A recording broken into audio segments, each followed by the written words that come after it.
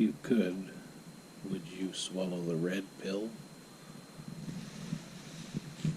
about climate hysteria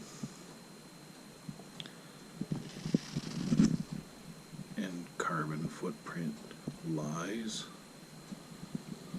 I would like to show you just how deep the rabbit hole goes. There's a lot of secrets and a lot of scumbaggery going on. Now, 10 years ago in British Columbia, the provincial Liberal Party, the leader of which was Christy Clark, they imposed a carbon tax on British Columbians. And basically they're trying to guilt and shame us because, we drive cars and heat our homes and we're polluters, But what they didn't tell you is that for 35 years, possibly longer, Canada has been supplying coal to China. That's right.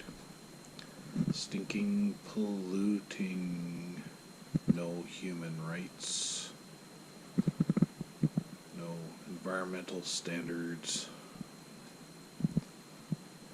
China, where they murder their own citizens and imprison them and torture them and starve them and rape them and harvest their organs. Yeah, that China. That's why I drew blood here dripping off. Get the point across. Their factories burn coal from China for 35 years,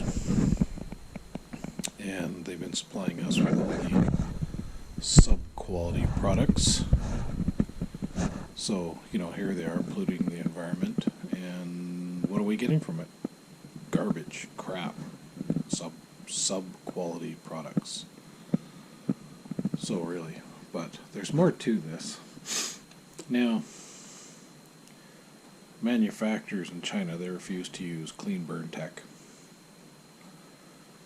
and they are not beholding to Agenda 21 or Agenda 2030 or, they don't give a fuck about climate change or climate hysteria or climate strikes or any of that brainwashed nonsense. They're too busy making money. And the bugger it is that no Canadian industry manufacturing could compete with China on any level because, here you have to pay the carbon tax. It's applied to your heating bill. Your carbon tax is actually higher than the cost for the natural gas you actually burn. Natural gas is, by the way, almost carbon neutral, not quite, but anyways, doesn't it seem duplicitous that the government, who have been supplying coal, and they get revenues from the export of that coal. Every ton of coal that is mined and shipped overland from northern British Columbia to the coast and then shipped over the sea to the other continent where China is. These people piss and moan at us about our carbon footprint. What is the carbon footprint of doing that?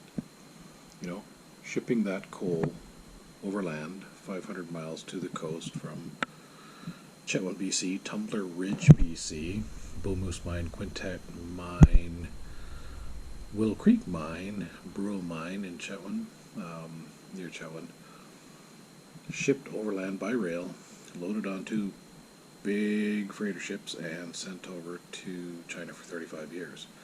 And the provincial and federal government, I'm pretty sure both of them are getting revenues from the export of that coal. That's how it works. So they know very well.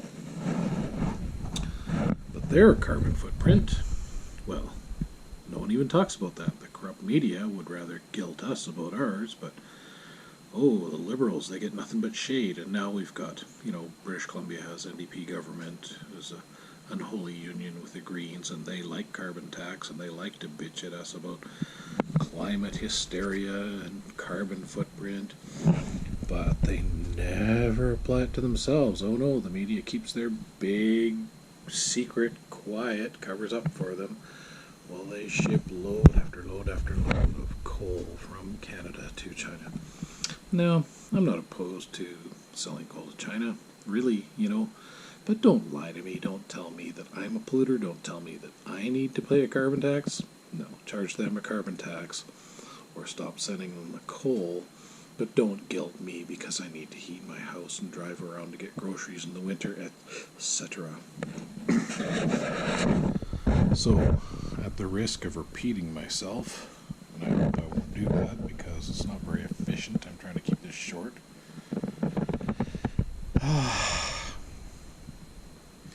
If you're living in Alberta and you don't like the way things are going, the way the federal government treats you, have a good look at this story that I'm telling you about here, And maybe it's time that we start talking about this and commenting about this and sending letters about this and trying to hold our left-leaning UN Agenda 2030 carbon tax supporting politicians responsible for their nonsensical climate hysteria. Wouldn't you like to be able to go to the store and buy high quality, made in Canada, by Canadians who made a good living wage, who aren't tortured or raped or beaten?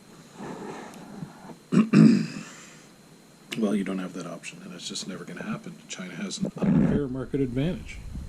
An unfair market advantage that no Canadian manufacturing company could compete with. So I hope you like my graphics. I try to keep this short and sweet. I hope you get the point of it.